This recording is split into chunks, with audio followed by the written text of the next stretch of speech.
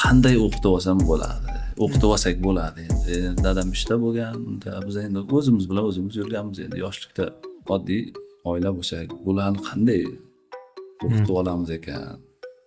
Bir chiroyli kiyimda yurmaymiz, shu loy chang bo'lgan kiyimda yuramiz, lekin unda ham yashasak bo'ladi. Chunki o'sha davrdagi, o'sha xonadagi bolalar bilan hali ham bordi keldimiz bor, suhbatimiz bor. Hamma bilyapti-yu u telefonni, hamma o'rganyapti. Uni orqasidan qaytib pul topishni iloji bor. Bemalol ichidagi baliqlarni o'tayotganini sanay olasiz, shu darajada tiniq. Ziyoli qatlamni hammasi kitob o'qish kerak. Kitob kerak.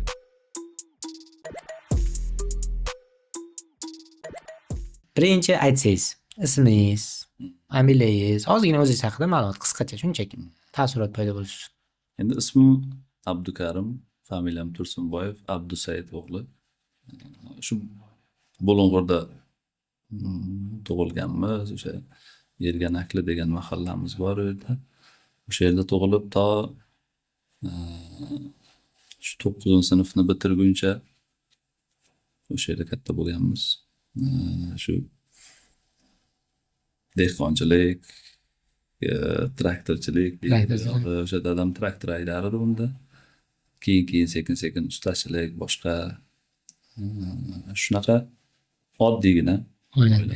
Jab boy oilada ham emas. Yo'q, unaqa boy oila emas. Endi juda ham zoriqqan ham oila bo'lmaganmiz, chunki halol mehnat qilishni doim hozirgacha o'qtirib keladi. Otamiz ham, Xudoga shukr, otamizni otalari ham tirik, hali ham shu doim duolarni olib kelamiz. O'sha doim aytadiki, shu birovni haqqini yeyishdan qo'rqinglar. Chunki biz yemadik, sizlar ham yeyishlarini xohlamaymiz. Chunki sizlardagi holatni biz ko'ryapmiz. Balkim o'sha xalq xizmatidan, xalqda bir nima deydi? Ularni ustachilik qilsak, masalan, bergan haqqini qay darajada shu olganmiz, o'shani oilaga olib kelib berganmiz, o'shani hisobidan o'qimishli qildik. O'qitdik, boshqa qildik, zoriqmadik hech qanaqasiga. Shu faqat halollik hisobidan deb uqtirishadi to hozirgacha ham. Demak, ota-onangiz o'qiganmi, o'qimaganmi? Yo'q, ota-onam o'qimagan. Lekin sizlarni o'qitishga harakat qilgan. Shunday. Ya'ni ba'zilarga o'xshab o'qib kim bo'lasan yoki nimadirlar deyilma. Unaqa narsa bo'lmagan cho'za o'qidan bo'ladi. Ha, unaqa bo'lmas ekan. Endi hozirlar aytadi, uni oldin ham aytmasdi. Onam aytadiki, shu biza yosh bo'lib bo'ladi endi qishloqlarda changda o'ynab, to'p boshqa qilib o'ynab yurgan vaqtlarda shu ishdan charchab kelib uyda qarab aytarkanda, shu o'zi ikkita farzand, singlim borda. Bularni qanday o'qitib olsam bo'ladi, o'qitib olsak bo'ladi. Endi dadam ishda bo'lgan, biz endi o'zimiz bilan o'zimiz yurganmiz. Endi yoshlikda nima bo'ladi, shu hech narsani o'ylamaydik odam. O'sha vaqtda o'ylanib qolar ekanda, chunki o'qitish holatini men tasavvur qila olmasdim deydi. Bu vaqtlarda endi u vaqtga ham juda ham ko'p bo'lmagan. Lekin aytadiki, akasini o'qishgan holatini aytadi, endi men tog'am bo'ladi-da o'sha kishi o'qiganlarida qanaqangi qiyinchilik bo'lganini, o'qishni qiyin bo'lishini tasavvur qilar ekanda, men bizaman o'zim oddiy oila bo'lsak, bularni qanday o'qitib olamiz ekan degan fikrlar bo'lar ekan. Endi yaqindan aytayapti-da uni. Tushundim. Xo'p, keyin o'qishga kirish jarayoniniz qanaqa bo'lgan? Repetitorda tayyorlangansizmi? Shu qanday? Shu ozgina aytsangiz. O'qishga kirish jarayonimiz shu endi kollej bo'lardi u vaqtda. O'sha kollejga borganimizda 2-kurs vaqtimizdan boshlab harakat boshlangan o'zi. Masalan, dadam aytardi, shu bitta narsani tanlaylik, agar o'qiyman deydigan bo'lsang, o'zingda xohish bo'lsa, bizda majburlanmaydi ishlar. Qanaqa ish bo'lishidan qat'iy nazar, holat qo'yiladi, mana bu yo'l yoki bu yo'l. O'qiyman deydigan bo'lsang, qizig'i yo'q, uni xarajati bo'ladimi, repetitor puli bo'ladimi, o'shani topib berishni yo'lini qilamiz. Mayli, meni bu traktor haydashi, qurilishda ishlashi uni qizig'i yo'q. Men shu umid qilamanki, nima deydi, hozir zamonaviy tilda sarmoya kirityapman, investitsiya kirityapman, o'shani natijasini olaman zamonaviy tilda aytganda. Endi qishloqda unaqa gaplar bo'lmaydi-ku. Shu men harakat qilay deydi. O'shanday qanaqa qiyinchilik bo'lsa men topib beray. Sen faqat o'qishing kerak. Men umid qila oladigan darajada o'qishim kerak. O'qish degani o diplom uchun emasda. Yoki bo'lmasam unday qilmaylik. Mana men o'zim dehqonchilik qilsam, shuni yonboshimga menga yordamchi kerak. O'sha yordamchilik bo'lsa, bitta ishchi menga kuch bo'ladi. Shu tomonni ko'raylik. 10 tomondan ham yaxshi yashasak bo'ladi. Sen yordamchi bo'lasan, yonboshimda bo'lasan. Yo'q, endi bir chiroyli kiyimda yurmaymiz, shu loy chang bo'lgan kiyimda yuramiz, lekin unda ham yashasak bo'ladi degan shart qo'yilardi. Biz bu tomonni tanlayman, o'qiyman dedik. Keyin dadamni ukalari o'sha yerda bizni ota tomonimizdan o'sha birinchi o'qigan kishi shu bo'ladi. Bir akamiz bor. O'sha akamiz bu yerda shaharda o'qir edi. Bu yerdan bir ustoz topdi. Xudoga shukr qilamiz, juda yaxshi ustozga tushganmiz. Hozir suhbat davomida ham nimaga yaxshi ekanliklarini aytib o'tamiz. O'sha bilan o'sha yerga bordik. Jarayon boshladik. 2-kursdan, kollejda 2-kursdan o'zi 1 yil tayyorlanganmiz, repetitorga kelganmiz. Endi u hozirgiday xususiy maktablar, endi hozirgi deganimiz ham qancha 2011-yil boshlaganmiz tayyorgarlik jarayoni. 2011 boshlangan bo'lsa, shundan 2012 o'zi kirdi o'qishga. Qayerga kirdingiz? Bu yerda Samarqand davlat universitetida amaliy matematika yo'nalishiga kirganmiz. Matematika yo'nalishi bo'yicha tayyorlanib, shu bilan ishda asosiy qismi boshlandi. O'zi aslida odam o'ylar ekanda, shu abituriyent vaqtimizda o'qiyotgan vaqtimiz, endi hech qayerga chiqish yo'q, rejim qattiq, juda ham o'sha vaqtda eng qiyin davr o'sha abituriyent davri bo'lsa kerak. Shu haqiqatda ertalabdan kechgacha chiqishda iloji yo'q. Oqshom 10-11 da bo'shaymiz. Borib uxlasak bo'ldi. Ertalab endi erta turish kerak. Hozirlar o'ylab qarasak eng nima desam, bir maroqli davr o'sha davr bo'lgan bo'ladi-da. Keyingi davrlarning ham o'zini bir nimasi bor. Nima deydi? O'rni bor-u. Lekin men abituriyentlik vaqtimni men boshqacha istayman ochiq. Hozir mana bolalarga aytib beramiz, o'zimiz abituriyentlarimizga. Ularni ko'rsak men o'zimni doim yodimga tushib turadi o'sha abituriyent bo'lgan holatim. Bitta o'sha xonada turardik, 5 kishi bo'lib.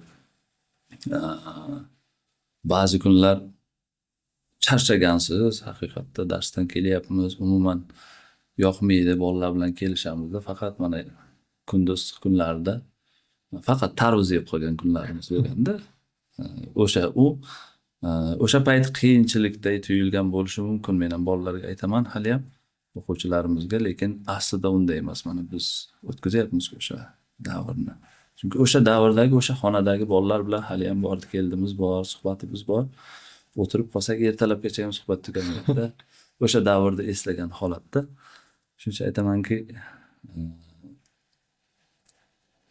ishni qiyin davri o'sha bo'lgan desam, o'zi asli unday bo'lmagan ekan. Eng zo'r davr o'shandan boshlagan. Bitta maqsad bor.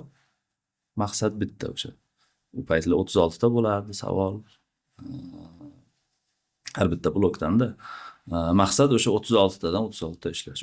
U payti ham lekin o'sha ustozimiz shunday narsani singdirardi. Faqat o'qishga kirish masalasi emas. Shu fikr men ustozimdan qolgan, shu birinchi bo'lish kerak. Birinchi bo'lish uchun hammasini ishlash kerak. Shunday qilsa agar doim keyingi ishlarda ham birinchilikka harakat qiladi odam. Misol ko'pchilik o'ylaydi-ku, masalan, shunday holatga, endi ba'zi qishloq joylarda ayniqsa shunday holatga duch kelib qoldikki, mana yilda oxirida bolalarimizga o'qishni tanlashga yordam beramiz-da, ota-onasini chaqiramiz, suhbatlashib, Mana bir yil, bir yil, ba'zida 2 yil o'qitdik bolalarni o'sha o'qishga kirish uchun. Endi qayerga topshirishimiz kerak uni? Da haligi hamma ota-onada shunday. Ustoz qayerga topshirsa yaxshi ish bor. Yaxshi sport, kelajagi yaxshi. Kelajagi yaxshi bo'ladi o'sha yerda qayerda? Juda og'ir savol bu. Shunchalar og'irki, chunki u savolning yechimi yo'q-da. U hamma menimcha jahon bo'yicha yo'q bo'lsa kerak. Chunki aytaylik Samarqand hokimi bo'lish uchun faloncha joyda tugatish kerak degan joy yo'q-da o'zi. To'g'ri. Yoki bo'lmasa mana prezident bo'lish uchun faloncha joyda tugatib kelsang bo'lasan degan joyning o'zi yo'q-da. Aytaylik mana oddiy deganimiz endi o'zi o'qish joyida oddiysi bo'lmaydi-yu. O'zimiz qishloq xo'jaligini tugatib faloncha joyda ministerda o'tiribdi. Diplomatiyani tugatib bu yerga ishga olinmayapti. Taksi qilib yuribdi. Endi shu boyagi ota-onalarning berayotgan savollari shu yerda ozroq qiynaydi. Endi doim aytamizki, endi eskirgan so'z bor-da, uni ishlatgimiz kelmaydi. Masalan, farzandingizni o'ziga bog'liq o'qish degan ko'p ishlatiladi-da.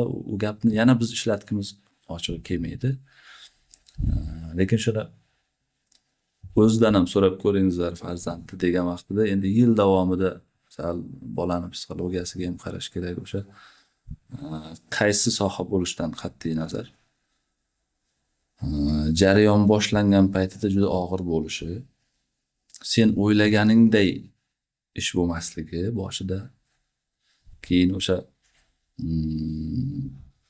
qiyinchilikni yengib o'tish uchun ozgina qoldi o'shani ertaga qilib qo'yaman degan fikr bo'lmasligi kerakligi. Bugun tugatish kerakligini doim bolalarga aytib kelaman. Endi o'sha dars jarayonida boyaga aytgan 15-20 minutlik o'rtada tanaffusdan tashqari ham suhbat bo'ladi-da. O'sha holatlarni sekin aytib bersangiz o'zi bolalar endi xohlaymizmi yo'qmi, ochda unaqa suhbatlarga och haqiqatan. Chunki unaqa suhbatni maktablarda ola olmay qoldi-da. To'g'ri. Sababi u yerdagi muhit, misol shovqinligi yoki bo'lmasam 45 minut darsimiz bo'ladigan bo'lsa, 45 minut davomida ustozlar u vazifaga ulgursinmi, uni tekshirib bo'lsinmi, yo bir 15-20 minut madaniy xordiq qilish uchun suhbatlashsinmi, uni imkoni yo'q-da deb qaraganda. Imkonni qilsa bo'ladi. Masalan, ma'naviyat soatlari bordir, boshqa bordir. Endi u yerda qanday bo'layapti jarayon, lekin biz suhbatlashgan vaqtimizda shunchalar ko'zi yonadi bolalar. Lekin shu ba'zi o'sha odam bir xafa bo'lib ketadigan holat, ba'zida o'sha ustozlar bilan suhbatlashgan vaqtimizda bolalar quloq solmaydi. Hozir maktablarda shovqin bo'ladi yoki bo'lmasam salgina nojo'ya gapirsangiz mana bunaqa bo'ladi degan bir odamni bir sal nima deydi, kayfiyatini tushiradigan bir voqealarni aytib beradi-da. Men endi bizda hozircha unaqa holat duch kelmadi. Endi aynan men shu 2011-yilda tayyorgarlikni boshlagan bo'lsam, 1 yil o'sha tizimda tayyorlandik. 2012-yilda kirganmiz. Biz grant kiramiz deb o'ylagan edik. Biz o'ylagan narsa bo'lmas ekan. Endi baribir Xudoning aytgani bo'ladi. 182 ball bilan kontrakt kirganmiz o'sha vaqtda. Endi hozir aytsak 182 ball yaxshi ball deydi-yu. Lekin o'sha vaqtdagi bilimimiz o'sha shartnoma bilan o'qishda yetgan o'shanga yetganda. Endi o'shanda u vaqtlarda endi hozirgiday bunaqa shaffoflik degan masalalar yo'q edi. Endi yo'q edi desak xato bo'ladi. O'sha 2012-yil oxiriga yetdi o'sha. Shpargalka, talkash degan masalalar bo'lardi. O'sha narsalar o'sha oxiriga yetgan yiliga to'g'ri keldi. Bu yiliga xuddi shunday singlim o'qishga kirgan bo'lsa 175 ball bilan matematika yo'nalishiga grant o'qigan. Grant. Shuning uchun o'sha mana bu bolalarni ko'zidagi cho'qni birinchi alangalatib olishimiz juda qiyin bo'ladi-da boshida. Boyaginday ishonchsizlik bo'ladi. Bir xili ba'zi bolalar o'zi o'qishni xohlamaydi. Chunki nima bo'ladi, o'qisam nima bo'ladi degan fikr bor-da ko'pchilik bolada. Kelajagini ko'ra olmaydi. Kelajagini ko'ra olmaydi-da. Otasi yoki onasi o'qish kerakligi uchun olib kelingan bolalar bo'ladi-da. Shuning uchun biz aytamizki, o'sha bolani ba'zida o'sha suhbatlashgan vaqtimizda mana bunday holat bo'ladi-da. Domla deydi shu matematika nima uchun kerak? Mana hozir o'qishga kirishim uchun kerak deydi. Matematika o'qishimga kirishim uchun kerak. Lekin hayotda qayerda uchratamiz? Matematikani hech joyda ko'rib bo'lmaydi-ku. Misol, ilzosda 2 degan pulda yozmagan. Yoki bo'lmasam mana bu aytaylik avtomobilda mana bu qismini sozlash uchun logaritm 3 ko'ra 4 degan narsa yo'q u yerda. Biz nima kerak o'zi degan savollarni qo'yadi-da bolalar. Men aytamanki, aynan u uchun kerak bo'lmasligi mumkin, lekin masalan mana soha bor-ku, hamma sohada ham misol siz hozir mana bu sohada olayotgan bo'lsak, mana bunday qildik, demak mana bunaqa bo'ldi. Endi buni bunaqa qilib ko'rsak, bunaqa bo'ldi. Demak, boyagisi bundan ko'ra effektli bo'ldi degan fikrlash bor-ku, o'sha fikrlashni orttirish uchun mana bunaqa fundamental fanlar kerak-da o'zi. To'g'ri. O'sha bo'lsa, odamda, endi meni fikrimcha shunday, o'sha fikrlash bo'lsa agar, mana bu o'zining kelajakdagi jarayoniga qo'llash masalasi osonroq kechadi. O'sha uchun qo'yilgan deb o'ylayman. Fundamental fanlar. Tushunarli. Xo'p, Bulung'ur akademiyasi dedik. O'zi qanday paydo bo'ldi? Qanday kelib chiqdi? Shuni ozgincha tushuntirsangiz. O'zi aytish bilishim bo'yicha boshida o'quv markazi dedingiz. Shu qanday bo'ldi? Nimadan boshlanib ketdi? Qanday ulanib ketdi? Qarang, o'zi jarayon boshlanishi o'sha o'qishga kirganimizdan keyin o'zi bu yildan boshlab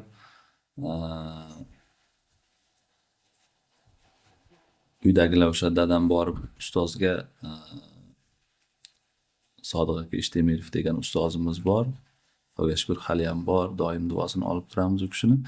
O'sha kishiga borib aytganlarda ustoz sizga ixlos qildik. Mana shu pedagogika yo'nalishi bo'yicha bir tayyorlab chiqarib bering shogirdingizni.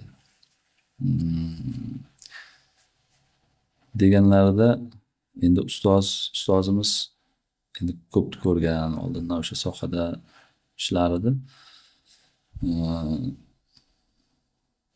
Abdusaid aka, men mayli chiqarib beraman, lekin 2 yil 3 yil tayyorlaganimdan keyin, mutaxassis qilganimdan keyin bari ketaveradi bu. O'zi erkin ishlamoqchi bo'lib qoladi bu yigit. Deganlarida yo'q ustoz, bizda unday emas. Siz qachon javob bersangiz, bo'ladi, endi o'zing ham ishni boshlaver desangiz ketadi, bo'lmasa oldingizda bo'laveradi. Deganlarda endi bizlarda o'sha oilada erkak kishi shunday aytilindimi, bo'ldi, unaqangi undan qaytish, boshqa degan gap to hozirgacha ham shunday o'qitiladi. Shu bilan ustozimiz boshladi. 2012-yilda o'sha yordamchi qilib boshlagan bo'lsa, toki 2000 mana shu 20-21-yillargacha, faqat 10 yilga yaqinroq o'sha ustozni yo'l ko'rsatishi, tanqidlari, endi men juda ham xursand bo'lamanki, o'sha ustozni qilgan tanqidlari shunchalar menga yordam bo'lgan, shunchalar mutaxassisligimni oshirgan,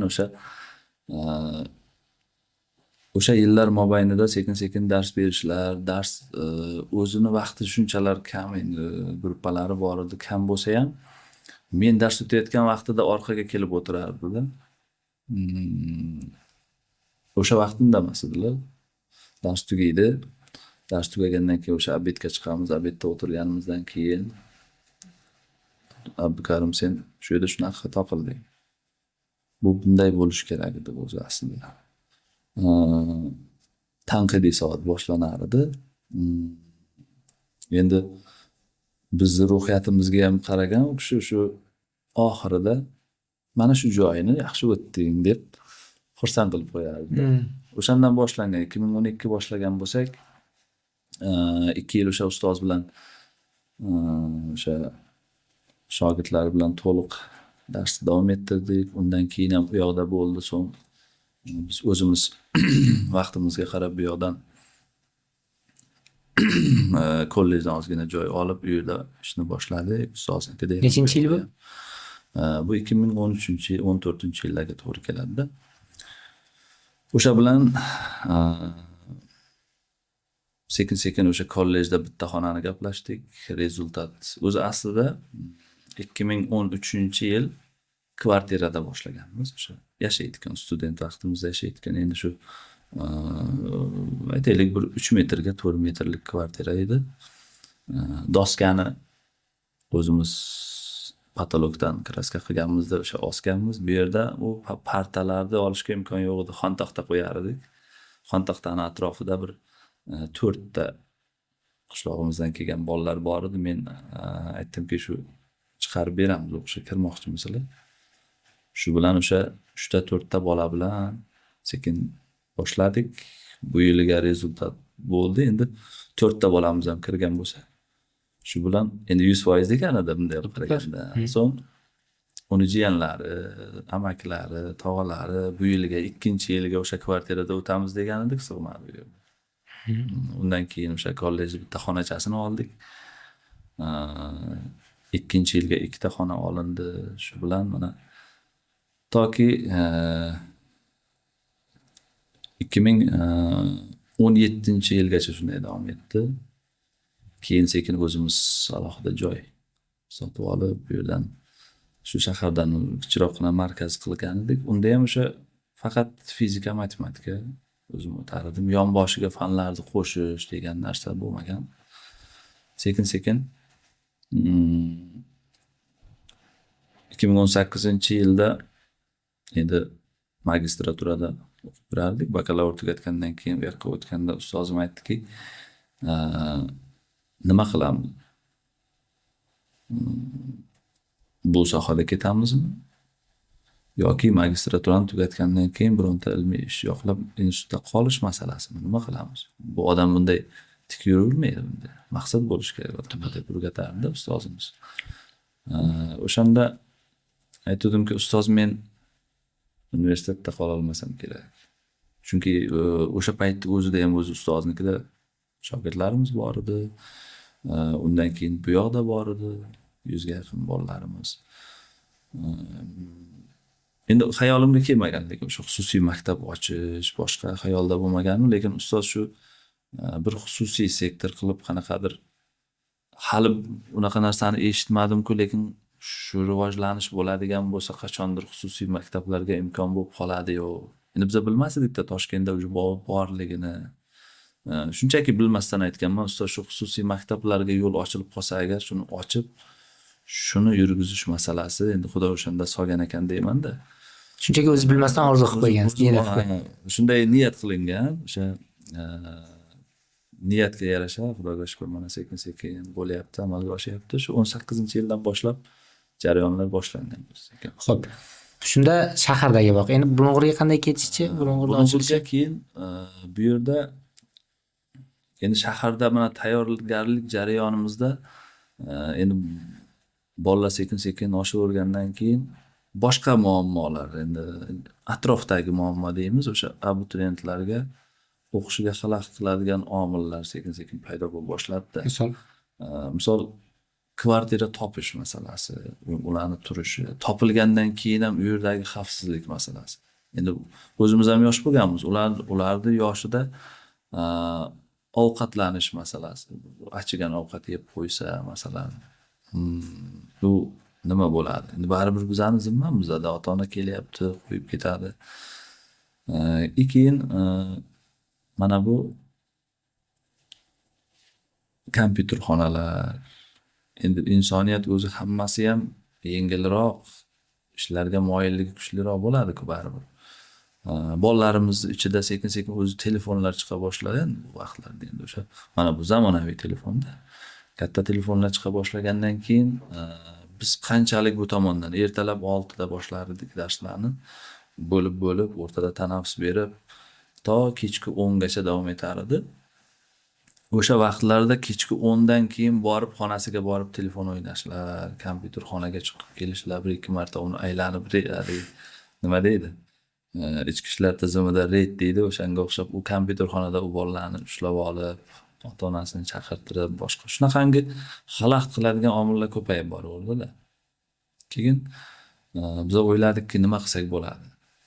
Endi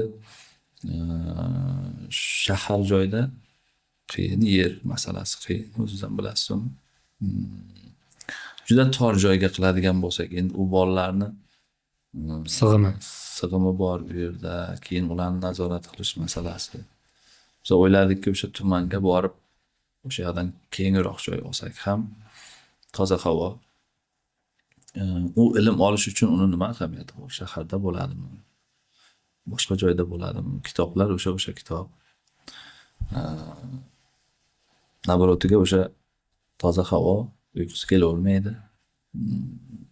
Asosiy o'sha u yoqqa ketishimizdan asosiy turtki bo'lgan narsa shu bolalarni nazoratsiz qolmasligi. Tushunarli. Nechinchi yil ketdingiz? Qanday bo'ldi? Endi bu yerda ishlab yurar edik. 2019 dan harakat boshlangan bo'lsa, yerni olish, uni sekin-sekin fundament boshqa degan o'sha jarayonlar boshlangan bo'lsa, 2022-yillarga Bitdimi? har holda dars o'tsa bo'ladigan holatga keldi. Uni bitdi deb bo'lmaydi. Shunday holat bo'lganki,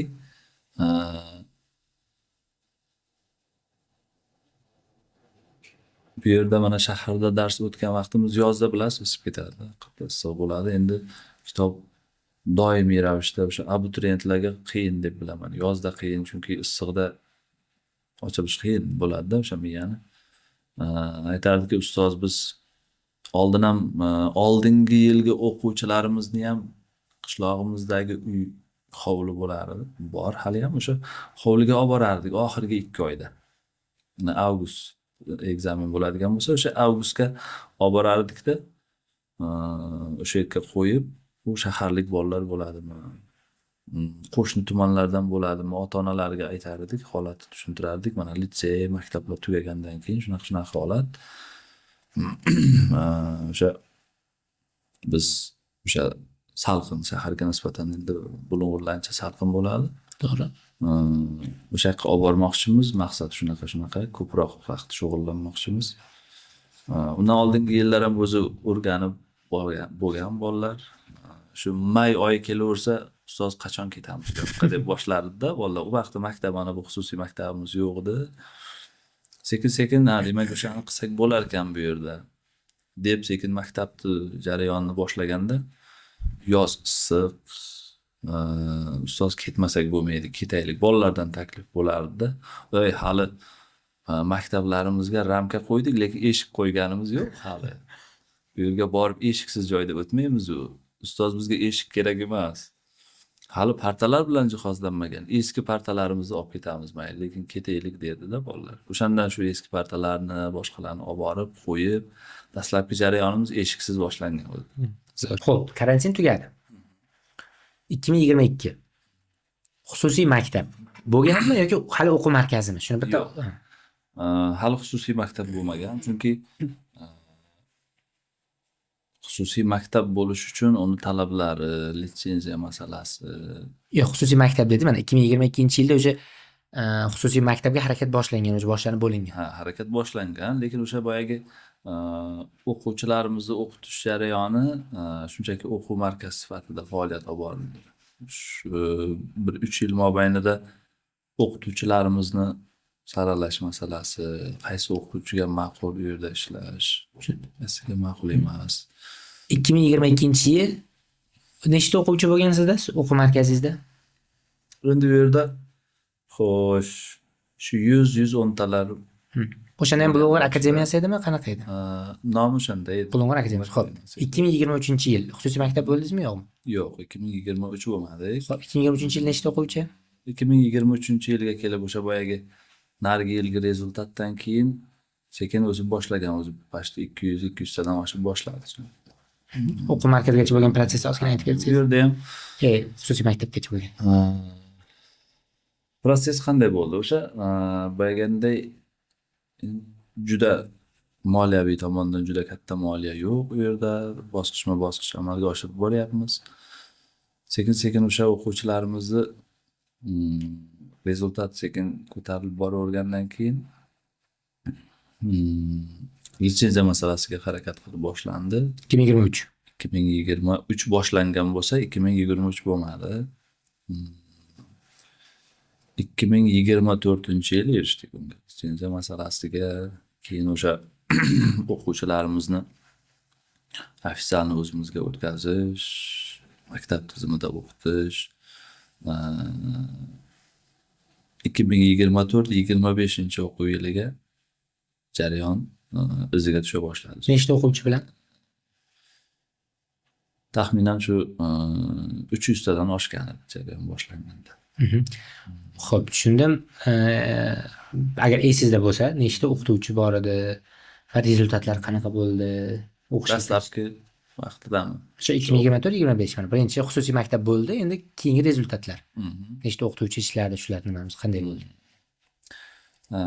O'zi dastlabki vaqtlarimizda endi o'sha zdaniyani ishga tushirish, boshqa jarayonda o'zi boya aytdim 70 ta, 60 ta o'quvchi bor edi. Ularga ovqat qilib berayotgan bitta povur. Yana o'zi bir 3 kishimi dars o'tganmiz boshiga. Bu yiliga sekin-sekin bo'lyapti. Povurlarimiz 2 ta bo'lyapti. So'ng o'qituvchilarimiz yana talab bo'lyapti boshqa fanlarga. Shu bilan boshqa o'qituvchilarni saralab mana hozir xususiy maktab bo'lib ish faoliyatini boshlaganimiz. Hozir 15 ta o'qituvchimiz bor hozir. Nechta o'quvchi? Endi o'quvchilarimiz 400 ta, 450 tadan oshyapti. Shunda ikkita filial bo'lyapti, xudo xohlasa shunaqami? Ikkita filial bo'lyapti. U bizda hozir imkonimiz o'zidan ya'ni unday moslamagan edikda, chunki bu yerda yotoqxonamiz kamroq qilingan. Deylik 200 taga yotoqxona qilingan bo'lsa, o'quvchilarimiz to'lib bo'ldi. Endi talab bo'lyapti, mayda sinf o'quvchilarini ham sekin-sekin o'sha rejimda biz o'qitaylik degan ota-onalardan talab bo'la boshladi. O'tgan yili boshlangan bo'lsa, biz ba'zi o'quvchilarni o'sha katta kurslarga qo'shib o'qitib ko'rdik, mayda sinflar. Ular hozir yaxshi o'qimayapti maktabda, boshqa degan gaplar bilmadim, menimcha noo'rin. imkon bor deyman-da o'sha o'quvchilarni o'qitishni. Rezultatni sezdikda mayda o'quvchilarda. So'ng ularni o'ziga bir jamoa qilib alohida tizimni shakllantirsak bo'lar ekan degan g'oya kelgandan keyin mana bu yil 2024-25 o'quv yilida ikkinchi zdaniyamizni olib, filialimizni olib, 1-sinfdan 8-sinfgacha bo'lgan o'quvchilarni u yoqda shakllantirib boshladik-da. Tushundim. Zo'r. Xo'p. Endi umumiy mana ikkita filial sig'imi qanchaga mo'ljallangan? Deylik, qancha odamni o'zi bir vaqtda o'qita oladi, misol uchun umuman shu qisqacha ma'lumot misol. 250 ta kichik korpusimiz 1-sinfdan to 8-sinfgacha bo'lgan o'quvchilarimizga o'qitish sig'imimiz 250 ta o'qita olamiz. Endi o'sha har bir sinfda 20 ta 24 tagacha bo'lgan holatda-da. Bu katta korpusimizda u yerda 400 ta o'quvchini bemalol o'qitish imkoni bo'ladi. Xo'p, yotoqxona necha kishiga mo'ljallangan bo'ladi? Yotoqxonamiz 60 o'rinli qizlarga bor yotoqxona, u alohida. 120 o'rinli o'g'il bolalarning yotoqxonasi bor. U alohida zdaniya. Demak, общий deyarli 200 ga yaqin. 200 ga yaqin o'quvchini yotib o'qishi, mana uzoq tumandan kelgan, viloyatlardan kelgan o'quvchilarning imkoni bo'ladi. Tushunib. 2024-2025 ni rezultatini aytmadingiz.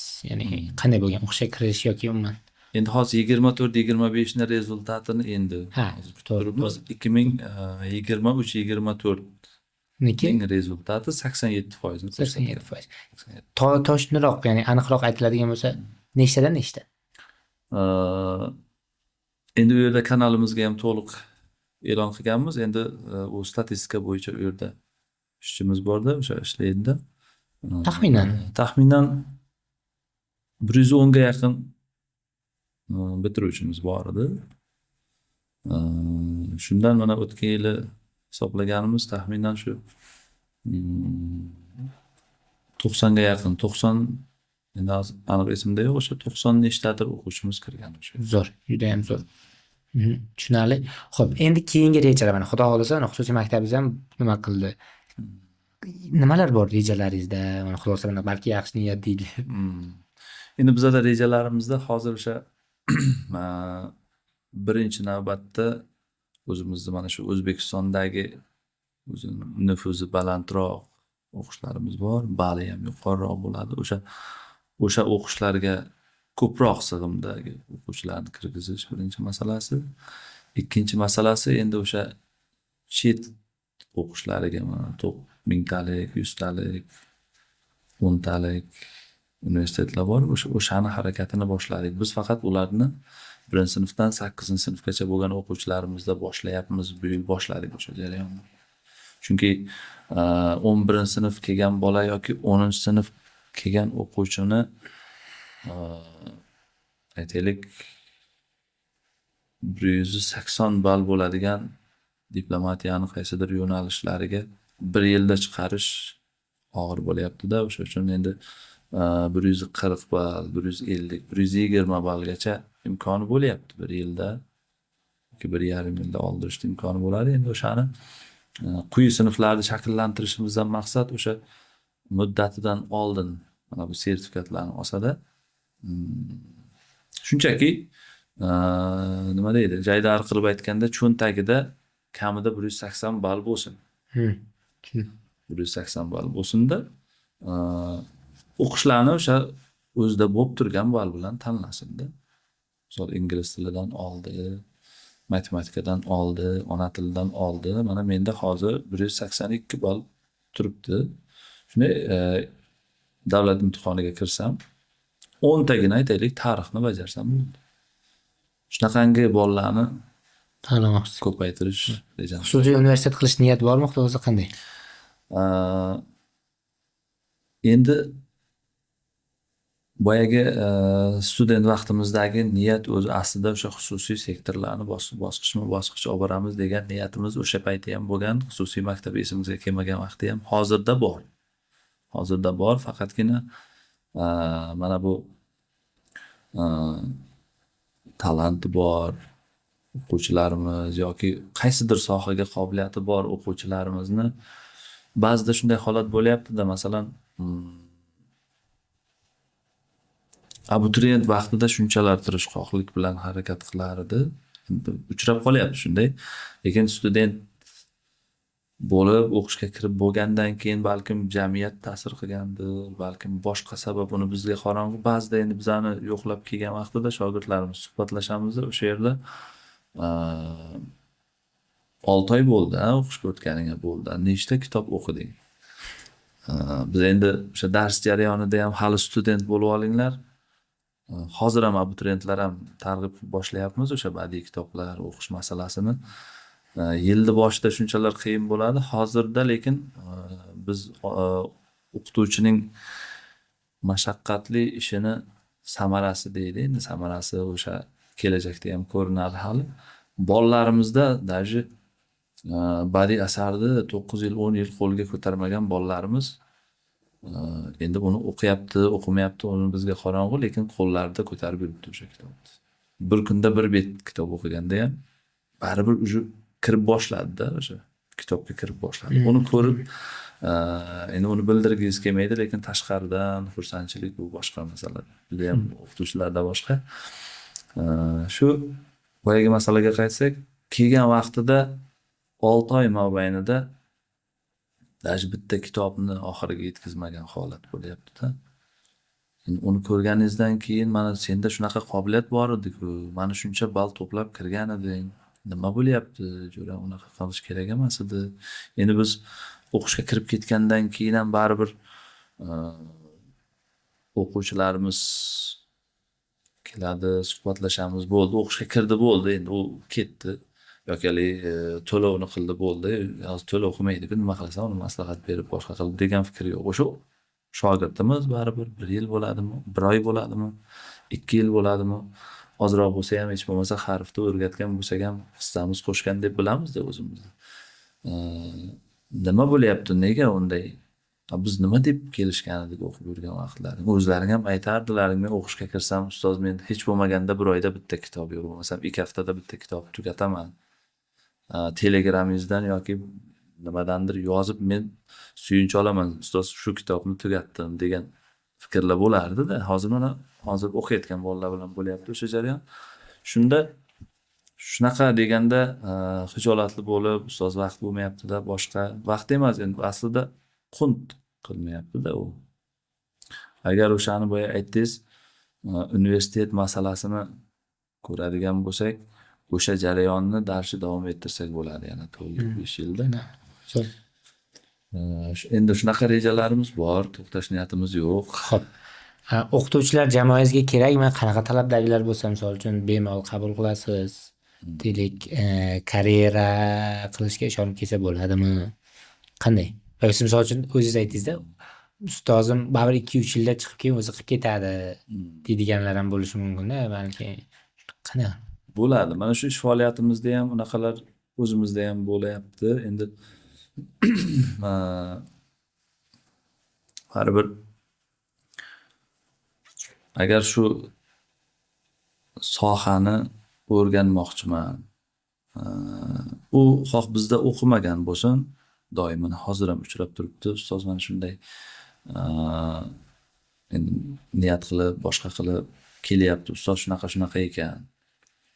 O'quvchilarni o'qitish rezultati, qattiqqo'llik bilan ushlash masalalari, shuni men o'rgansam, imkoni bo'lsa qolsam, bu yerda dars bersam, imkoni bo'lmasa agar o'sha narsani o'rganib, so'ng o'zim mustaqil ko'rsam degan holatga mana bemalol hech qanaqangi muammo yo'q. Bemalol o'rganish mumkin. Endi o'sha o'zimiz bilan birga qolib ishlamoqchi bo'lgan o'sha student bolalar, boshqalar kelgan vaqtida albatta o'sha ustozimizdan qolgan an'anani qilamiz. Otasini chaqiramiz. Holat qanaqa bu? Biz 1 yil, 2 yilda o'rgatsak uni, keyin ketib qolsa-chi degan masalani qo'yamiz. Xuddi shunday o'zimizga o'xshagan ba'zida javob bo'ladi. Ba'zida bo'lyapti. Ustoz unaqa bo'lmaydi deyilgandan keyin ham bo'lib ketib qolyapti ba'zi jarayonlar. Shuning uchun o'shanday holatda baribir xafa bo'lmaslik kerak deyman-da. Chunki har qanday insonni malakasini oshirish bo'ladimi, ko'nikmasi bo'ladimi, o'sha yerdan nimanidir olib o'rgangan bo'lsa, xoh abituriyent, xoh sinf o'quvchi, maktab o'quvchisi yoki o'sha ish o'rganmoqchi bo'lgan pedagog nimanidir o'rganib ketgan bo'lsa, uning orqasidan tegadigan savob baribir bizga-ku. To'g'ri, to'g'ri. O'sha jarayondan xursand bo'lamiz-da, xafa bo'lish kerak emas deb o'ylayman. Ustozlar masalasida kerak, bizga doim kerak bo'lyapti. Uni faqat bizda ustozni bilimini imtihondan o'tkazish masalasi aytaylik 60% qismini tashkil qiladi. To'g'ri bilim bo'lishi kerak. Buni iloji yo'q usiz. Undan tashqari ham jarayon borda pedagogikada, chunki o'sha bolalar bilan chiqishish masalasi, qanaqadir bir ish qo'yilgan vaqtida, qanaqadir jarayon qo'yilgan vaqtida o'shani vaqtida qila olish masalasi. Buni bugun charchadim endi, bugun dam olishim kerak, ertaga qilib qo'ysam bo'ladi degan ustozni o'zida, mana kelajakda ustoz bo'lmoqchi bo'lgan insonni o'zida bunaqa xarakter bo'lsa, uning auditoriyasidagi aytaylik 20 ta o'quvchiga bilim berayotgan bo'lsa, ular ham shu holat baribir o'tadi-da. O'sha jarayon. Keyin o'sha bolalarni ixlosini qarata olish o'ziga. Shu jarayonlarni sekin-sekin biz aytamizki, birdaniga kirib dars o'tish juda qiyin masala. Endi men ham hali juda ko'p narsani o'rganaman. Doim ham o'rganib turaman. Haligacha ustozni oldiga borib, ko'plab mahoratlarni haligacha o'rganib turaman. Agarda qaysi soha bo'lishidan qat'iy nazar men o'ylashimcha yetuk o'sha sohani yetuk kadri bo'lish uchun ustozsiz bo'lmaydi deb bilaman-da. Tushunarli. O'zingiz aytdingiz mana yosh sinflar ham bor. Bor. O'qituvchini qanday tanlaysiz? Qanday tanlagansizlar yoki? Ya'ni endi ota-onalar ham shuda ishonish kerak-ku, to'g'ri kelgan odamni qo'ymayotganingiz. Ya'ni shuni qanday qilgansiz? Mana masalan uchun o'zingizni vijdoningiz oldidan ham deylik, to'g'ri kelgan odamni qo'yib pul uchun o'qitib olmayapman-ku degan narsadan demoqchi. O'zi aslida ikkinchi filialimizni olgan vaqtimizda u yer ham xuddi shunday o'qitish tizimiga moslangan joy bo'lgan. Lekin quyi sinflarda 1-sinfdan 4-sinfgacha bo'lgan, aytaylik bitta sinfda 2 ta, bunisida 5 ta, 4 ta, ya'ni juda ham mayda sinflarimizni 0 dan boshlamaganmiz, 1-sinfdan 4-sinfgacha, chunki o'sha jarayonning ustiga borganimizda o'sha jarayonni to'g'rilash uchun o'zi ustozlar qo'yilgan. O'sha yilning boshida borgan bo'lsak, u yer ustozlar ham o'zi tushkunlikka tushib qolgan. Chunki boshida ko'p bo'lgan o'quvchilar, keyin nimadir sabablar bo'lganda o'quvchilar u yerdan ishonchi yo'qolgan. Bolalarni ko'ryapti-da, endi u bolalardan keyin birovda bitta sinfda 2 ta, birovda 3 ta, birovda 5 ta. Endi nima qilamiz biz, ishni to'xtatamizmi? Malakali ustozlar. Hammasi ham yoshlari ham juda ham yosh emas. Ishlarni boshlagandan keyin ustozlarni chaqirdik. Endi bular yangi kishilar oldi, biza baribir ketkizsa kerak, o'zlarini mutaxassis bor bo'lsa kerak degan fikrlar balkim ulardan ham o'tgan, endi aytadi-da. Unaqa holat bo'lmagan. O'sha ustozlarni jarayonlarini, ularga kerak bo'ladigan qo'llanmalar, ularni xalaqit qiladigan omillarni birinchi ustozlardan so'radik. Nimaga unaqa holat bo'ldi o'zi? Ular ham ochiqchasini aytdi. Undan keyin o'sha jarayonlarni to'g'rilaganimizdan keyin doim suhbat bo'lib turadi-da. Masalan, u o'quvchi tushunmayapti. Nima qilish kerak? Uni haydash bilan yechilmasda bu. Chunki Qochish yo'q, unaqa qochish kerak emas.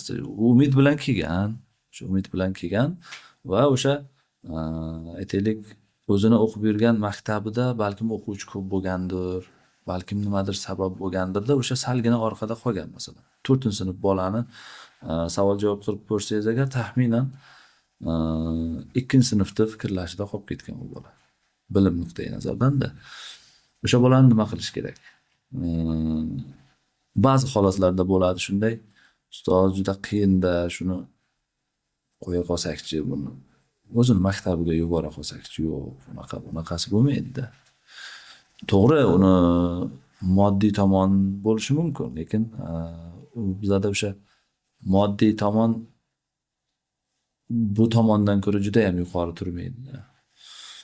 O'sha o'quvchini muammosi nimada? Balkim umuman gapirmagandir shu paytgacha. Yoki haqiqatda uni so'ralmagandir o'zi uni sinfida. Shuni bir o'quvchilarni tanaffusga chiqargan vaqtida yoki bo'lmasam ular boshqa fanni o'tayotgan vaqtida, ingliz tilini o'tayotgan vaqtida siz boshlang'ich o'qituvchimisiz, uni olib qoling-da, oldingizga oling, mayli. Hali o'zimizni yozishimizni yoki chizishimizni bilgani yo'q, uni ingliz tilida qilib qo'ymaymiz u xayoliga. O'sha ustozga aytardik-da, ustoz shunday bolalar bo'lsa olib qoling. Uni unaqangi urishish, qattiqqo'llik emas, bir chindan bir gaplashaylik, nima muammosi bor o'zi. O'sha masalalarni sekin bolani ichiga sekin kirib borsangiz o'zi aytadi, ustoz men mana bu narsaga qiziqaman-da. Keyin o'sha fikrni o'zgartirish kerak-da. Masalan, telefonga qiziqaman. Men kelajakda shu ITchi bo'lmoqchiman degan fikr bor, lekin u telefonga qiziqish bilan bo'lmaydi-ku. O'shaning fikrini bir almashtiraylik, mayli o'sha IT sohasi bo'yicha yoki programma sohasi bo'yicha ketadigan bo'lsa, mayli o'sha ketaversin. Sen u bo'lmaysan. Uni unday bo'lishing uchun o'qishing kerak degan ikki og'iz gap bilan bo'lmaydi-da u. Xo'p, hozir telefon masalasini yaxshi o'ynar ekansan, yaxshi. Endi hozir o'zi menimcha 5-6 yoshli bola ham yaxshigina o'ynayapti telefon. To'g'ri. Biza masalan men ko'p qiziqmayman o'sha telefonga. O'shanga kira olmaydigan narsalarga bemalol kira olyapti-da bolalar. Mayli o'shani qilasan, lekin hamma bilyapti-yu telefonni, hamma o'rganyapti. Uni orqasidan qaytib pul topishni iloji bor. Jamiyatda hamma telefon o'ynayotgan bo'lsa, endi uni shart emas, endi boshqa tomondan ko'rish kerak. O'sha tomondan sekin-sekin suhbatlashib, sal ongini bir to'g'rilab olaylik. Yaxshi gapirib ko'raylik. Endi yomon deganda qattiqqo'llik qilib ko'raylik. Qani qaysi effekt ko'proq beriladi? Keyin o'sha tomondan ta'sir qilib boshlaymiz bolaga. O'shanday suhbatlar bo'lgandan keyin sekin-sekin ustozlardan domla mana bunaqa ishlar qilsakchi, mana bunday qilsakchi degan takliflar juda ko'p chiqavergan hisobidan endi baribir o'sha sohada ishlab yuribdi, mayda bolalar bilan. Biz faqat yuqori sinflar bilan ishlaganmiz-ku. Biz taklif berar edik, ustozlar qo'shimcha qilar edi. Yoshlarda mana bunaqa qilsa yaxshi bo'ladi. Ammo siznikini ham qilaylik. Bu yerda baholash tizimimiz bor-da. Maydalarga qo'llanilgan baholash tizimi bor. U sal boshqacharoq. O'sha yurish-turishi, birovga muomala qilishidan boshlab to o'sha matematikasi, ingliz tiligacha ball qo'yiladi-da. Har oy yakunida yakun qilamiz uni. Aytaylik, mana bu yigitimiz matematikadan juda ham zo'r. Mana bu yigitimiz ona tilidan zo'r. Lekin endi hozir jamiyatdagi o'sha yomon illatlardan bittasi o'sha so'kinish holati yoshlarda juda ham ko'p uchrayapti. Uni biz hayron qolyapmizki, o'zi 3-sinf bola u so'kinishni qaydan o'rganyapti o'zi degan holatlar bo'lyapti-da. Haligi nima deydi, o'sha eski armiya tizimidagi o'sha urush davridagi kitoblarda o'qiganmiz, o'sha paytdagi so'kinishlar hozirgi yoshlarda oldida qolib ketyapti-da, o'sha mayda bolalarning oldida.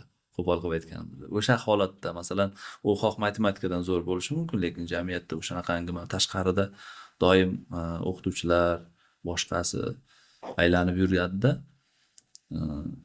O'sha tomoniga e'tibor qilinadi-da, ustozga aytilinadi-da. U ingliz tili o'qituvchisi yoki bunga dars bermaydigan o'qituvchi mas'ul unga. Bizda tizim shunday qo'yilganda, masalan, siz ingliz tilini o'qituvchisi bo'lsangiz, sizda 30 ta o'quvchingiz bo'ladigan bo'lsa, kimyoda o'qiyotgan 30 ta bolaga men mas'ul emasman-ku degan pedagoglarimizda unday masala yo'q. Shuning uchun o'shanday holat, kamchiliklar hammasini sekin-sekin yo'q qilishimiz evaziga mana hozir 25-26 ta 4-sinflarimiz bor. O'zi 3 ta 4 ta edi boshida. 15 ga yaqin 1-sinflarimiz. To'g'ri, endi birdaniga rezultat qilish juda ham qiyin bo'lar ekan yoshlarimizda. Lekin o'sha uydagi doimiy ravishda singdirib turish hisobidan uydagi muomalasi o'zgardi. albatta boyagi so'kinish holati juda ham qattiq ushlab turavergandan keyin baribir uyga borib ukasini yoki singlisini so'kish holati kamayadi u bolani. O'zini tutish holati. Shunday holat bo'lyaptiki, ota-onalardan suhbatimizda ba'zida telefonda aytishadiki, даже bizga baqirar edi. U holat yo'qolibdi. Rahmat. Lekin bilim nuqtai nazaridan uni tekshira olmaydi. Chunki soha boshqa, ota-onasi aytaylik magazinda, bozorda uni tekshirishga iloji yo'q, lekin tashqaridagi holatni ko'rib sezib boshlayapti. Bilim tomonidan rezultatni bir oyda yoki 15 kunda qilib bo'lmaydi. Tushunarli. Xo'p, katta sinflar nechtaligini aytasiz?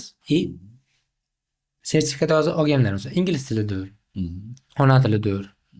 Nechta, misol uchun? Shunchaki mana. Hozir bitiruvchilarimiz, bu yil 11-sinfni bitirib, attestat oladiganlarimiz 89 kishini tashkil qilib turibdi hozirgi paytda.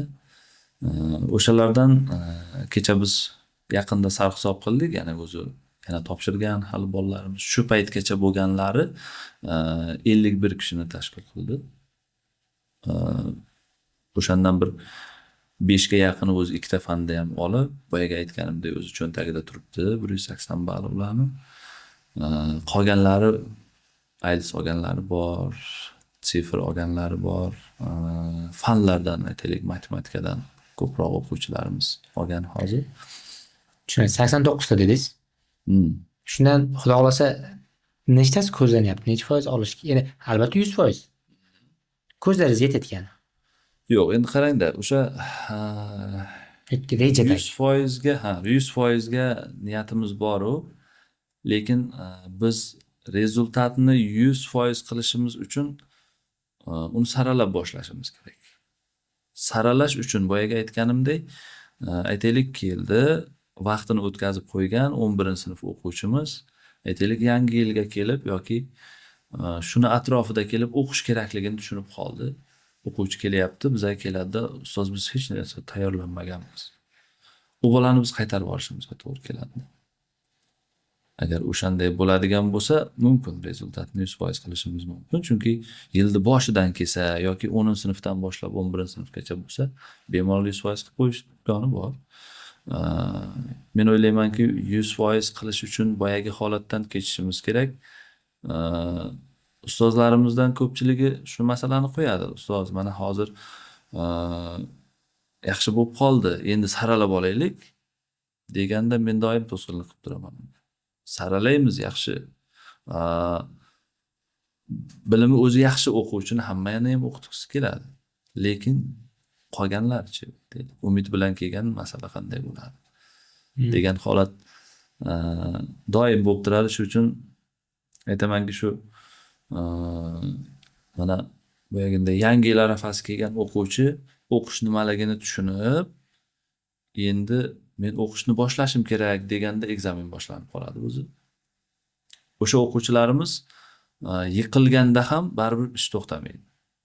Ustoz, men bizda shunday bo'ladiki, super kontrakt to'lash kerak emas, men bilim olishim kerak, bu yiliga albatta o'taman degan o'quvchilarimiz doim bo'lib turadi-da. Zo'r. Endi buni eshitganlar noyob bo'lib qolmasin. Misol yangi yil deylik. Yangi yildan keyin o'qishga kirib ketganlar baribir. Ya'ni yo'q, ko'p bola harakat qilsa, albatta. Unaqalar ko'p bo'lgan. Masalan, endi bizda ham xato bo'ladi. Masalan, sen hozir 3 oy qoldi. Borda o'sha 3 oy qolganda kelgan o'quvchilarimiz bor. Sinab ko'rsangiz agar, uni qiyin deb o'ylaysiz va rezultat qilish qiyin deb o'ylaysiz. Biz chiqara olmay qolamiz, seni. Sen o'qishga o'ta olmay qolishing mumkin degan holatimizda yo'q, ustoz o'taman degan fikrlar bordi. Men hozir yana bir nechtasini misol keltirib beraman. O'sha siz u yoqdan xavotir olmang, meni o'qiting siz, men o'taman baribir degan bir qattiq bir shijoat bilan kelgan o'quvchilarimiz bo'ladi-da. Aytayapman, 3 oyda ham yaxshigina ball olib kirgan o'quvchilarimiz bor. Zo'r, endi demak ishonsa, harakat qilsa Shunday. bo'ladi. Birinchi niyat deydi-ku. Niyat bo'lsa agar, o'sha o'qitayotgan ustozga ixlosi bo'lsa, menimcha qolgani sekin-sekin ketaveradi deyman-da. Tushundim. Qarang. Bo'ldi, tushundim. Ancha yildan beri o'qituvchilik qilyapsiz. Bitirib ketganlar qanday, qayerlarda ishlayapti, qayerlarda o'qiyapti? Endi baribir o'quvchilaringiz, shogirdlaringiz rezultatlarini ko'rib xursand bo'lasiz. Yoki ota-onalar kelib sizga rahmat, mana siz aytyapsiz, ustozimga mingdan-ming rahmat deyapsiz-da. Misol uchun, mana menimcha ota-onangiz ham aytishsa kerak ustozlaringizga. Shu qanaqa bo'ldi? Sizdan bitirib ketganlar. Qarang, endi hozir boyaga aytgandek 2013-14-yillardan ishlarni boshlagan bo'lsak, endi bitirib hali fundamentni endi ishga kirgan o'quvchilarimizdan doim aloqada bo'lib turamiz, u yerda Telegram kanallarimizda ulangan. Endi fundament qo'yib boshlayapti ular. Mana shu bitta holat o'sha litsenziya masalasi bo'yicha borgan vaqtimizda Toshkentga bir bankka ishimiz tushib qoldi. Endi bu yerda o'zi tasdiqlatish kerak bo'ldi. Juda ham katta ham ish yo'q bu yerda. Yo kamchilik bo'lsa aytish kerak, o'shani qilingizsa shunday bo'ladi degan masalada. Endi u yerdagi qator o'chiribni ko'rib, endi kutamiz, boshqa iloji yo'q bu yerda. O'sha yerda o'tirgan vaqtimizda bir yigit kelyapti-da. Uzoqdan, endi men qaraganim yo'q u yerda. Bu yerda ko'p tanimaymiz hech kimni. O'sha yerda yaqinimizga, oldimizga kelgandan keyin o'sha ustoz tinchlikmi, nima ish bor edi deyapti. Men o'zim boyagi hujjat masalasiga qarab o'tiribman, shunaqa deyapti. Birinchi o'ylabmanki, u yonboshimda kimgadir aytayotgan bo'lsa kerak. Ovoz tanish. Qarasak o'sha bundan bir 5 yil oldin tayyorlagan o'quvchimiz o'shaga borib ishni boshlagan. Uzoqdan ko'rib kelib aytayapti, ustoz, shunaqa holat, nima masala, nima muammo shuni. O'shanda endi u o'quvchini o'qishga kirgan vaqtida ustozni bir ko'tarinkilik paydo bo'lgan bo'lsa, mana bu holatdan keyin boshqacha bo'lar ekanda. Chunki begona joyga borib o'sha yerdagi holatni ko'rib, uzoqdan kelib, mayli bir muammoni hal qilmasa ham mayli-yu, shunchaki kelib so'rashni o'zi ham juda katta masala bo'lar ekanda. Endi bittasi o'sha holat. Endi o'zimizda Samarqandda yoki tumanda ishlayotganlar ko'p, endi hammasini ayta olmaymiz. O'ylaymanki shu hali sekin-sekin vazirlikkacha chiqsa kerak o'quvchilarimiz degan. Prezidentdan bo'ladi. Albatta. General bo'lishni orzu qilmagan soldatmas deyiladi. Shunday. Boya zo'r narsani aytdingiz. O'qishga kirishgacha kitoblar o'qiyapti, o'qishdan keyin tugatib qo'yapti. Mana shunday holatlar ham bo'lib turibdi. Xo'p. Shu holatga misol uchunda bir najot ilmda deyiladi. Shunga qanday qaraysiz? Ya'ni siz aytayapsizki, hali ham o'qiyapman. Nima tavsiya berardingiz? Misol uchun bir bosh devorga urilmaguncha, o'zi tushmaguncha foydasi yo'q baribir, lekin balki kimgadir foydasi tegar. Hali siz o'quvchilaringizdan tashqari, misol uchun ko'radiganlar bor-da, Xudo xohlasa. Ijtimoiy tarmoqlarga joylansa. Nima derdingiz misol uchunda? Endi birinchi marta sizni ko'rayotganlar bo'lishi mumkin-da. Shu o'qishga kirib bo'lgan, ularga tavsiya, ularga repetitorlik nimalar qiziqi yo'qdir, lekin repetitorgacha zo'r o'qigan, keyin tashlab qo'yganlarga. Qarang, shu yerda bitta masala borda. Ziyoli qatlamda hammasi kitob o'qish kerak. Kitob kerak deyiladi. Shunchaki mana Instagramda ko'riladi, YouTube'da ko'riladi. Lekin o'shani yoshlarimizga-da, mana masalan biz hozir o'qitish jarayonimizdagi aksariyati o'sha o'smir bolalarda, mayda bolalar bor, bunisi bor. O'shalarga endi oldin aytmagan bo'lsak, balkim endi yetkazishimiz mumkindir. Chunki biz ham o'shani o'qish jarayonida olyapmizda hali ham. Kitobni e, insonni ongiga qay darajada ta'siri masalasi. Masalan, o'tgan kunlarda kinosi bor. Yaxshi ishlangan, ancha mehnat ketgan u yerda. O'tgan kunlarda kitobi bor. To'g'ri? Yoki shaytanatni, boshqani. O'sha yerda o'sha borda masalan yoshlarimizda shunaqa savol doim bo'lib turadi bizga. Yoshlarimizda bo'ladiki, ustoz shuni kinosi bor-ku, o'sha kinosini ko'rib qo'ysa qanday bo'ladi? degan masala bor-da. Endi u erinchoqlikdan emas, boshqadan emas, ichidagi fikrni aytyapti. Bizani ham oldin aytmagan bo'lsak, balkim o'sha student bo'lib yurgan o'quvchilarimizda balkim o'sha masala bordir. O'sha yerda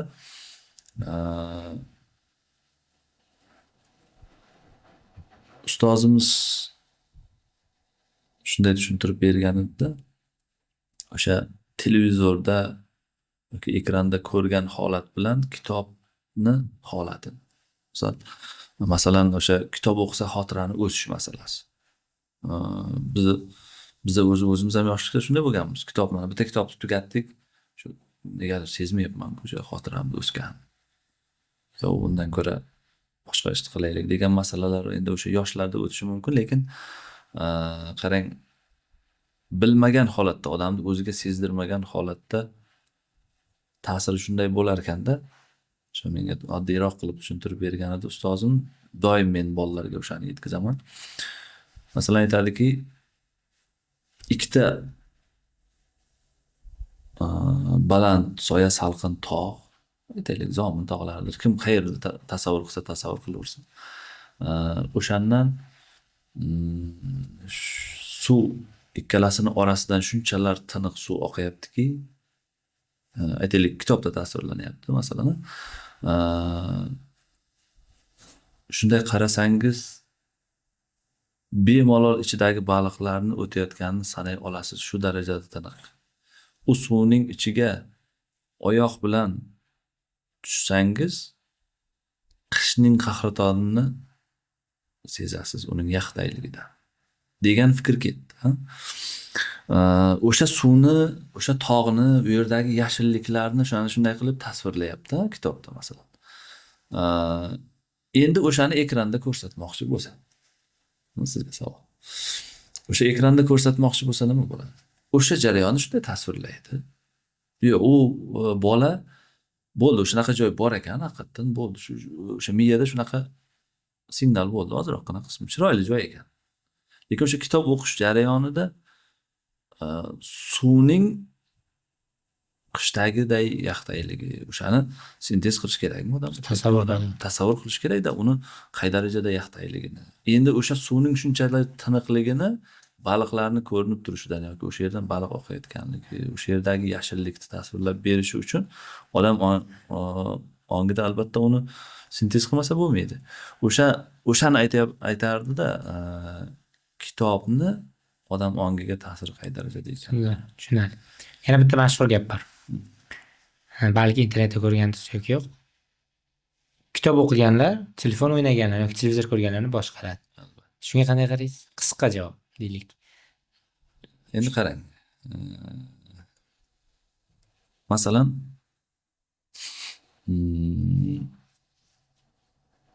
hozir ham aytib o'tdim. Televizorda boyagi jarayonni ko'rib turibdi. Bo'ldi. O'zi hayotimiz musobaqadan iborat, to'g'rimi? Kimdir ko'proq mehnat qilish kerak, kimdir ko'proq aytaylik, boshqalarga nisbatan harakat qilish kerak, yaxshiroq yashaydi. Endi televizor ko'rib o'tiribdi. Tasavvur qiling.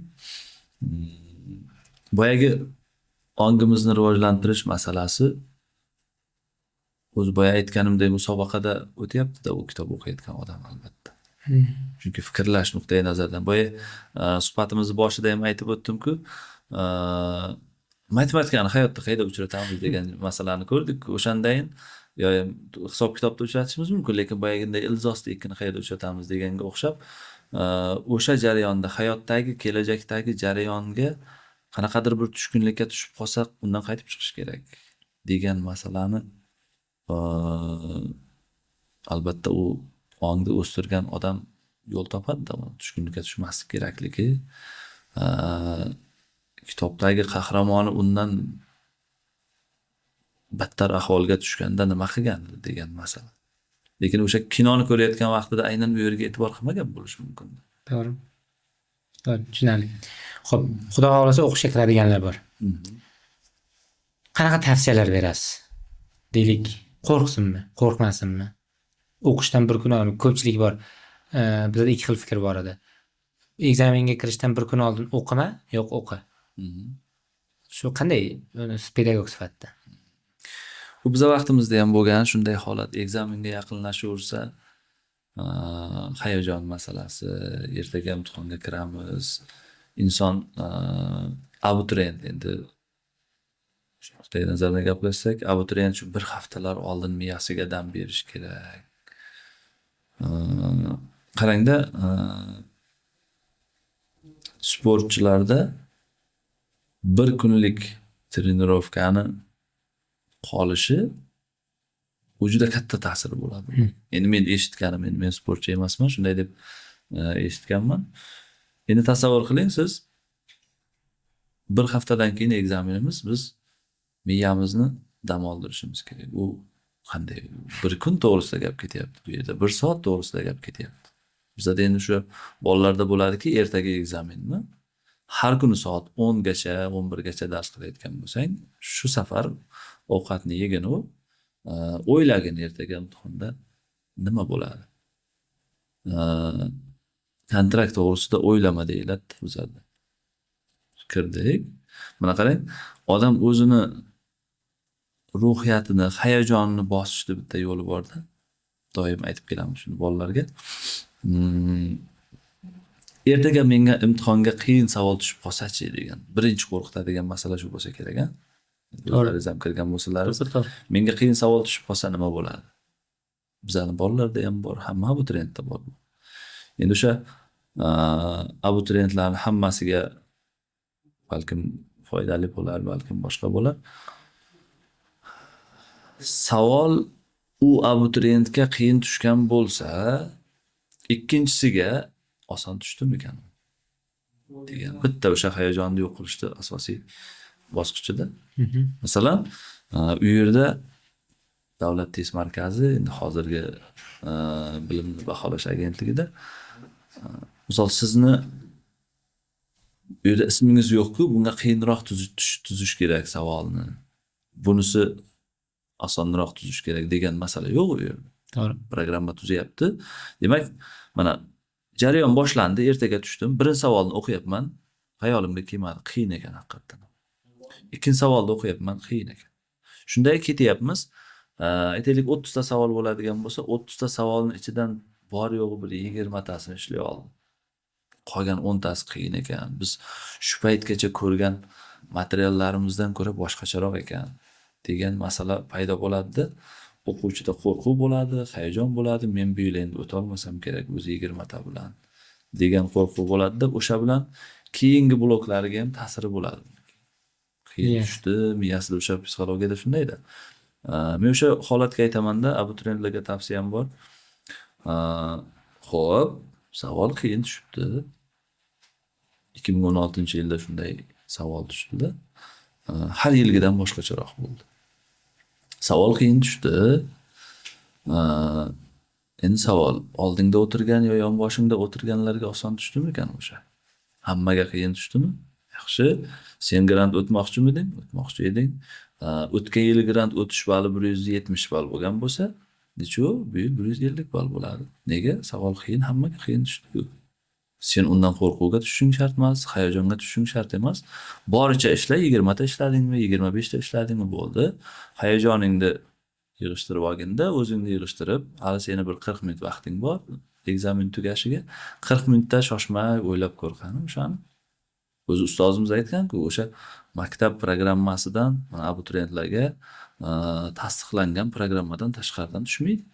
Hech qanaqasi. O'sha sen o'rgangan qoida xossa yoki o'sha programmadan tushib turibdi, faqat sendagi qo'rquv bo'lmasligi kerak. Asosiy odamni tutib oladigan masala shunday.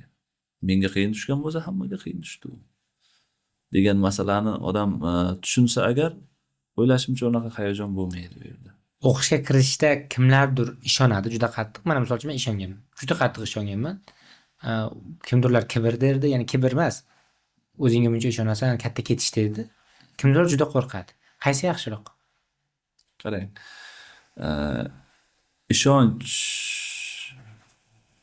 niyat degan masala, boya ham aytdik, birinchi masala o'zi aslida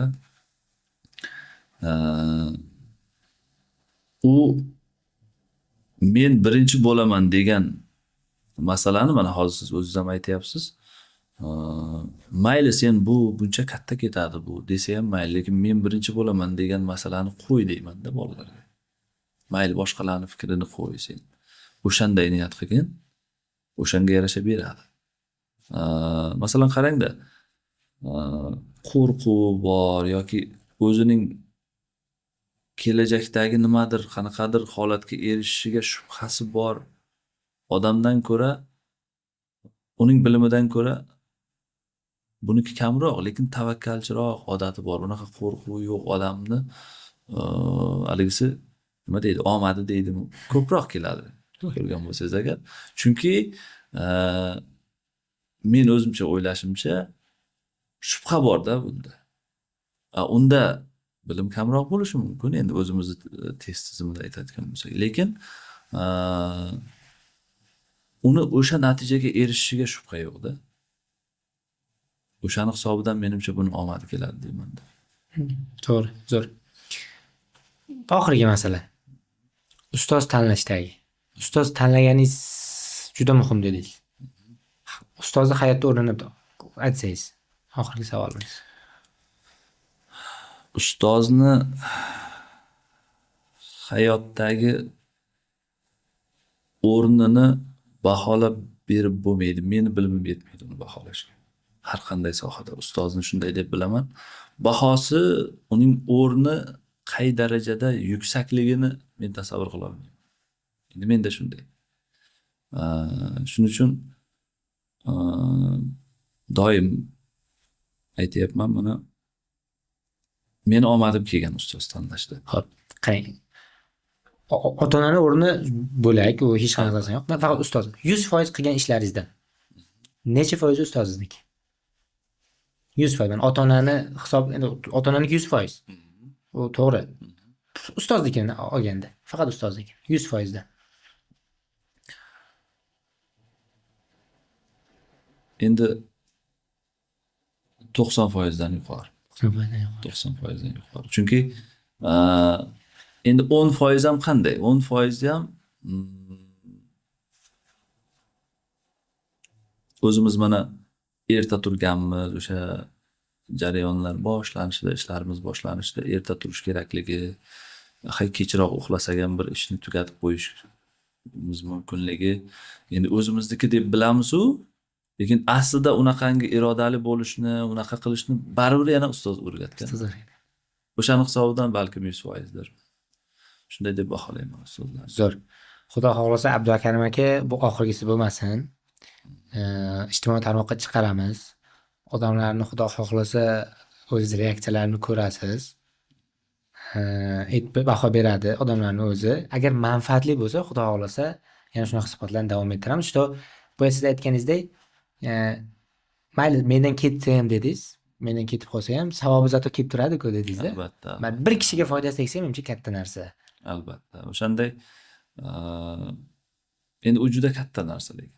O'sha haligi o'qituvchilikni mashaqqatliligi, og'irligi, o'sha bor-ku, xalqimizda gap bor-ku, o'sha ustozlik, o'qituvchilik kasbi og'ir kasb, lekin mashaqqatli degan tushuncha bor. Oxirgi gapimiz shu bo'lsin.